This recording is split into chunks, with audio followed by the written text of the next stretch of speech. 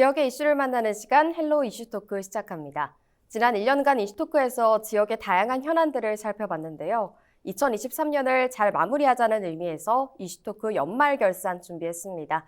오늘은 그 첫 번째 순서로 우리 지역에서 발생한 자연재해와 함께 동식물 감염병 문제 살펴보겠습니다. 엄재진 매일신문 북부지역 본부장과 함께합니다. 네, 안녕하십니까? 안녕하십니까?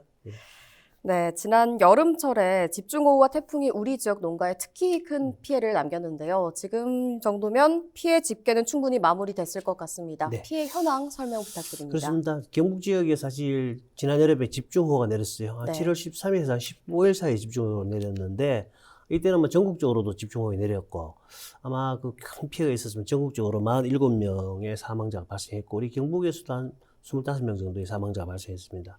예천에서 당시에 실종됐던 두 분은 아직까지 시신을 찾지 못하고 수색이 중단 상태거든요. 그래서 유족들의 고통이 지금까지 계속 이어지고 있는 상황입니다. 그때 집중호우로 인해 가지고 경북 지역에서는 재산 피해가 굉장히 많았는데 2,946억 원 정도로 집계됐습니다. 지역별로는 예천이 983억으로 가장 많고 봉화가 805억 원, 문경이 543억 원. 그다음에 영주가 422억 원으로 이제 집계됐고, 이러한 어떤 재산 피해에서 가장 크게 작용한 것은 농작물 및 농경지 피해입니다. 이게 전체 규모로는 한 5,946헥타르에 아마 462억 원 정도로 지금 집계되고 있습니다. 그 이후에 이제 좀 집중적으로 또 오는 태풍이 또 왔는데요. 제6호 태풍 카눈이 또 왔는데, 그때도 피해가 상당했어요. 그래서 이제 그 태풍의 영향으로 해서 굉장히 강풍이 불어져가지고 도로에 이제 나무가 유실되고 부러지고 도로가 이제 파손되고 유실되는 그러한 어떤 피해가 있었고 특히 이때는 이제 뭐 사과라든지 이런 어떤 뭐 수확기를 앞둔 그 아수유 피해가 또 굉장히 심했습니다. 사과 같은 경우는 문경 지역에서 피해가 제일 컸고 사실 원래 사과 같은 경우는 봄철에 이제 그 추운 날씨 때문에 냉해가 또 서리 피해가 있었거든요. 거기에다가 사실 겨우 이제 달려서 이제 생장해왔던 사과들이 수확기를 앞두고 굉장히 많이 떨어져 가지고 사과 가격이 굉장히 폭등한 어떤 원인으로 됐고 또 청소년 같은 경우는 이제 막 배수로 가수원 배수로가 넘쳐나가지고 가수원이 범람하기도 하고 여러 가지 지금 피해가 발생했었습니다. 네.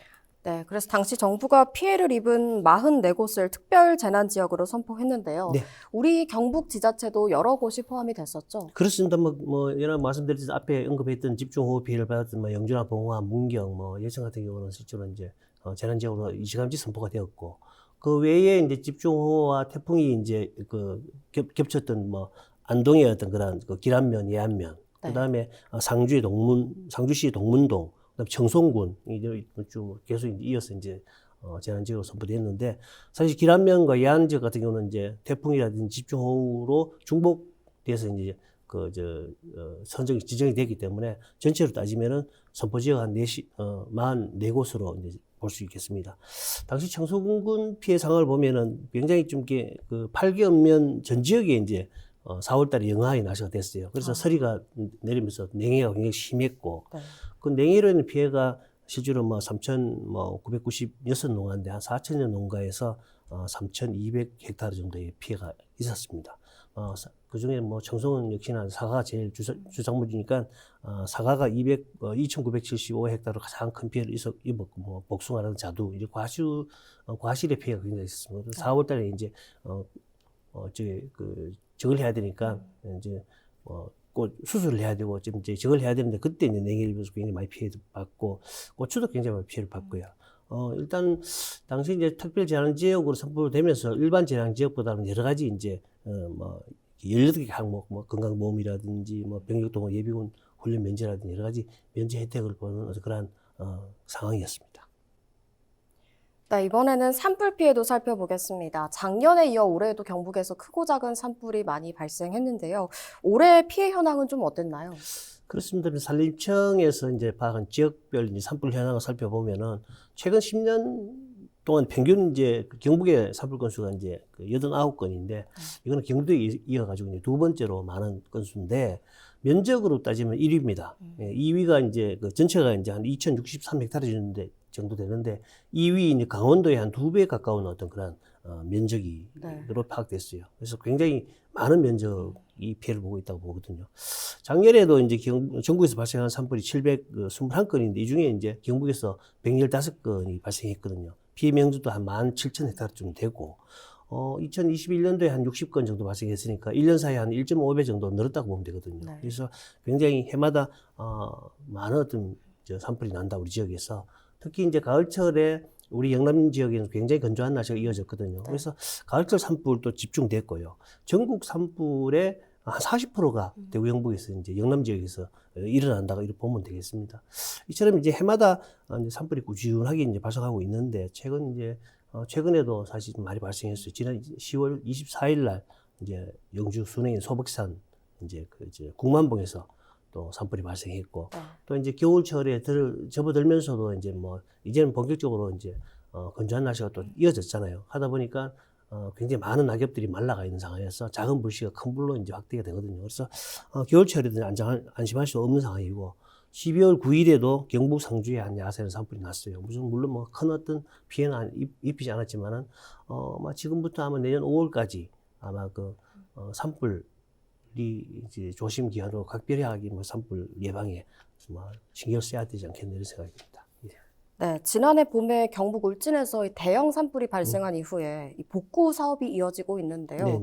그런데 새로 심은 묘목이 불과 몇 달 만에 90% 이상 고사했다고 합니다. 이게 어떻게 된 일인지 관련 내용도 한번 짚어주시죠. 그렇습니다. 이제 울진구 북면 나곡리 야산이죠. 네. 작년에 지난해 굉장히 큰 불이 났어요. 지난해 3월에 이제 큰 불이 났는데 여기에 울진군이 이제 산림복구 사업의 일환으로 이제 엄나무를 경제수종이죠. 엄나무를 수목을 했는데 그 이후에 이제 산불 피해 산지 이제 산주가 이렇게 살펴보니까 사실 이제 수목된 어떤 경계를 다 해놨는데 보니까 나무는 안 보이고 땅을 파보니까 썩어서 이제 뿌리만 남아 있는 그런 상황이거든요. 그래서 이제 산주 입장에서는 한 90% 이상이 고사했다라고 이제 주장을 하고 있고 실제로 이제 여기에 한 2만여 제곱 미터에 이제 엄나무를 이제 심은 게 한 4천여 그루쯤 되거든요.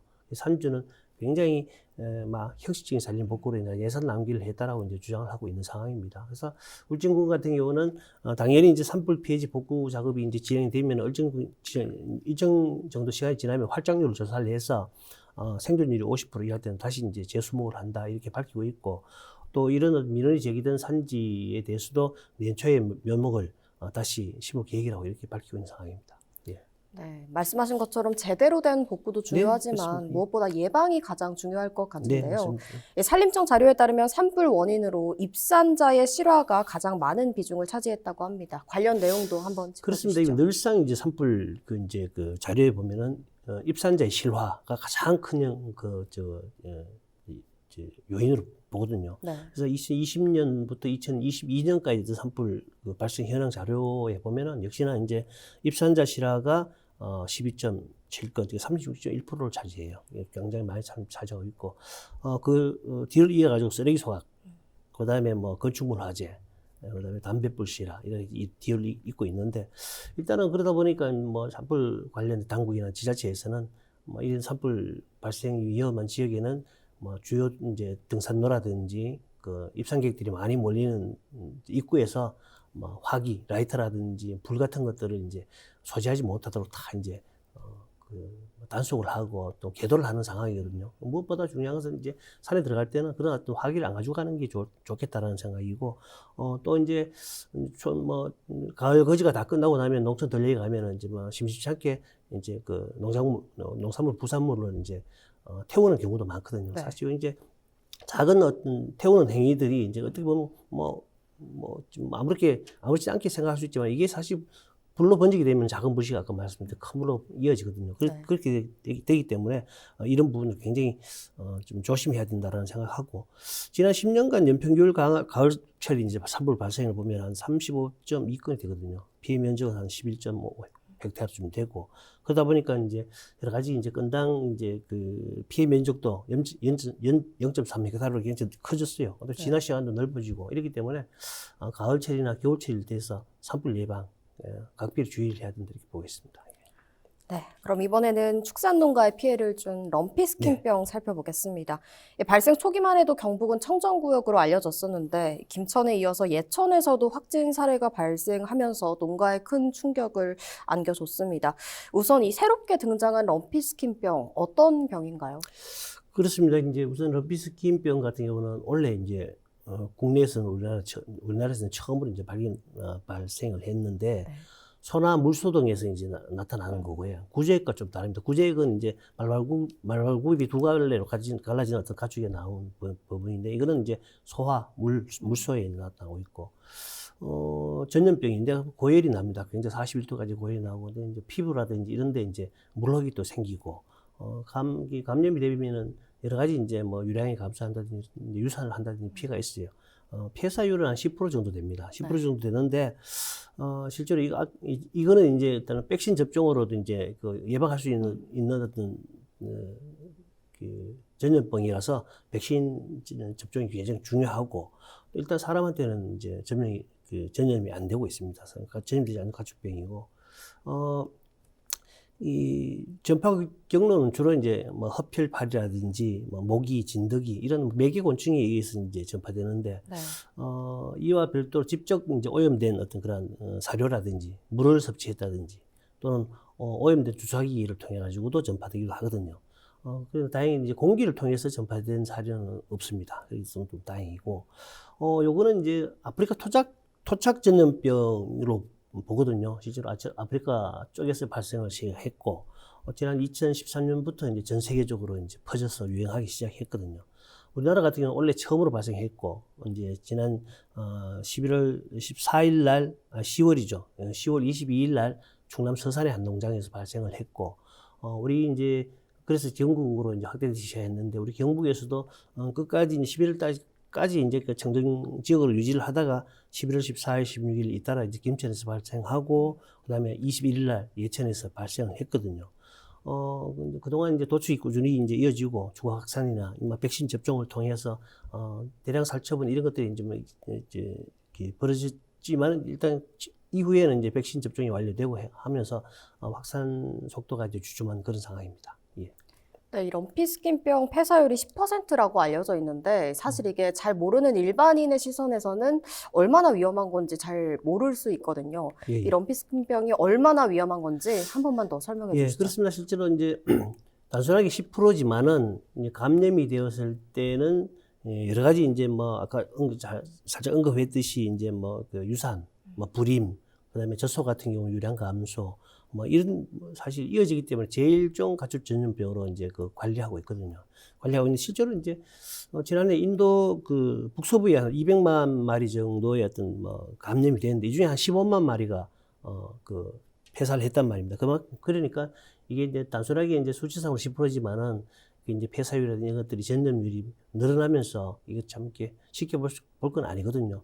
특히 이제 우리나라에서 이제 예전에 이제 구제역을 한번 겪었기 때문에 구제역 같은 경우 뭐 조류 인플루엔자라든지 구제역 같은 경우는 뭐 반경 몇 킬로에 뭐 모든 가축을 살처분하는 매몰하는 그런 어떤 사례를 겪었기 때문에 네. 사실 이제 럼피스킨병 같은 경우는 이제 그 같은 농장에 사육하더라도 감염된 어떤 소만 도축을 한단 말입니다. 예. 별도로 이제 그 도축하기 때문에 전량 뭐 이렇게 뭐 매몰하고 이런 게 아니기 때문에 조금 이제 그 인식을 좀 달리 할 수가 있지만은 절대 그 소홀하게 생각할 수 없는 어떤 전염병이다 이렇게 볼 수 있겠습니다. 네, 럼피스킨병의 위험성에 대해 설명해 주셨는데요. 이번에는 소나무 재선충도 살펴보겠습니다. 이 소나무 재선충 문제가 정말 매년 반복이 되고 있는데 올해 우리 지역 피해 현황은 어땠나요? 그렇습니다. 이제 소나무 재선충병은 일단은 1mm 아주 작은 어떤 그런 그 재선충이라는 벌레가 이제 그 매개곤충의 몸에 있다가 네. 일단 소나무 조직에 어떤 수분이나 영양분을 공급하는 통로를 막아버리기 때문에 고사하는 그런 병인데, 사실 입천 국감 자료를 보면 재선충병에 걸린 소나무가 이제 지금까지 106만 6천 그루로 집계됐어요. 이 중에 이제 경북이 47만 7천 그루, 실제로 이제 45%를 차지하는 절반에 가까운 걸 차지하고 있어요. 실제로 지난 2020년에 이제 그 48만 8천 그루, 그다음에 21년에 34만 5천 그루 또 지난해 31만 청구로 조금씩 이제 수치는 줄어들고 그만큼 방역도 많이 하고 제거도 많이 하고 조금씩 줄어들고 있지만은 그래도 경북을 비롯해 대구, 경남, 울산 이렇게 경상권역을 피해를 합치면 전체 전국의 한 80%쯤 되거든요. 특히나 이제 이거는 뭐 이상 기후가 이제 생기면서 확산이 또 빨라지고 있어요. 빨라지고 있고 여러 가지 이제 소나무 그 밀식 환경이나 이런 걸 봤을 때 굉장히 뭐 앞으로도 확산이 되고 있는데 특히 안동, 영주, 봉화 이쪽으로는 사실 그 소나무 재선충병이 부산을 출발해서 북상을 하는 가장 최후의 보루로 여기고 있거든요. 왜냐하면 이 지역이 무너지면은 백두대간으로 바로 이제 전염이 되니까 백두대간에는 우리 소나무 우량목들이 굉장히 많잖아요. 그래서 산림청이나 산림당국에서는 최소한의 이 정도의 어떤 경북의 보루를 넘어서지 않도록 이제 방지하는 데 최선을 다하고 있다 이렇게 말씀드리겠습니다. 네, 이 소나무 재선충에 걸리면 소나무가 100% 죽는다고 하는데 네. 그럼 우선 감염이 되면 어떤 증상이 나타납니까? 그렇습니다. 우리가 이제 뉴스를 본다든지 아니면 뭐 도로 이제 운전하고 가다 보면은 산에 듬성듬성 누렇게 이제 소나무가 죽어 있는 모습이 보이거든요. 사실 그 대부분의 이제 소나무 재선충 고사목이라고 보면 되고요. 국내 재선충 병 같은 경우는 뭐 1988년 10월에 부산 금정산에서 출발해가지고 북상 중인데 아까 말씀드렸듯이 1mm 정도의 하여튼 작은 재선충이 솔수염 하늘소라든지 북방 수염 하늘소 몸속에 기생하고 있다가 이 하늘소가 이제 그 소나무를 깎아 먹을 때 수분을 할 때 거기서 이제 나와서 이제 감염시키는 어떤 그런 상황인데 한 6일 정도 지나면 잎이 이제 그 아래로 쳐져요. 네. 그다음에 20일쯤 지나면 시들고 그다음에 한 30일쯤 지나면 잎이 이제 빠르게 이제 마르면서 붉은색으로 변하면서 고사를 하거든요.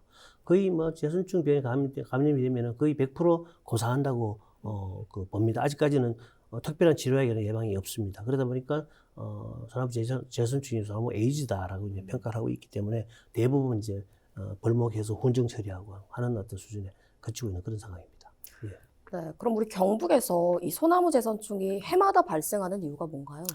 그렇습니다. 원래 재선충이 이제 유난히 확산을 했는데 경북도 같은 경우는 원래 이제 지난 겨울이죠. 1월, 2월 이때가 좀 이렇게 굉장히 포근했어요, 날씨가. 날씨가 포근하다 보니까 이렇게 바이러스나 아니면 뭐 해충들이 활동을 하잖아요, 그죠?